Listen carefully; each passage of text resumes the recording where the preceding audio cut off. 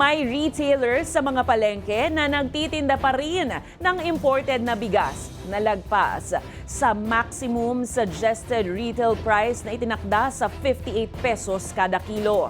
Depensa ng mga nagtitinda, malulugi sila kung susunod sa patakarang ito ng Department of Agriculture. Ang balitang A to Z ni Ace Cruz. Lunes, January 20 na ipatupad na ang 58 pesos kada kilong maximum suggested retail price o MSRP sa mga imported na bigas. Pero sa bigasan ni Nanay Maridet sa Kamuning Market sa Quezon City, lagpas 60 pesos pa rin ang presyo. Gusto namin gawin, yung problema 58 din ang kuha namin, paano namin ibibenta? Di wala na kaming kikitain para kami nagbibigay lang ng kasiyahan doon sa mga DA. Ang pagsabihan nila yung mga supplier at saka yung mga nagpapa-import. Bagay na kinukonsidera ng Department of Agriculture para hindi mapuruhan ng retailers. Dapat magkaroon na ng renegotiation doon sa mga retailer, supplier, doon sa mga traders. Kasi hindi pwede talaga na in 2 weeks time may makita pa rin tayo na ganang kataas.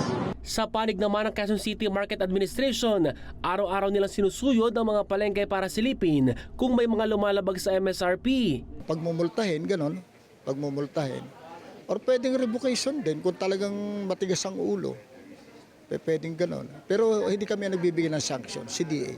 Sa monitoring naman ng DA, sa ilang palengke sa Maynila, may ilang tindahan pa rin na hindi sumusunod sa MSRP. Hopefully magkaroon din ng action galing sa City Hall. Yung nagtitinda naman nagsabi na ibababa na nila. Sa issue naman ng pagdedeklara ng Food Security Emergency for Rice, posible nang may labas ito ngayong linggo. We also have to give time sa DA, due diligence para sa review. At as pronounced by the Secretary, pag na-review na mabuti, then he will make the necessary action. Oras na deklara ito, pahihintulutan ng National Food Authority o NFA na ibenta ang stock nitong bigas sa mga lokal na pamahalaan na inaasahan ding makatutulong sa pagpapababa ng presyo ng bigas sa pamilihan. Para sa Balitang A to Z, Ace Cruz.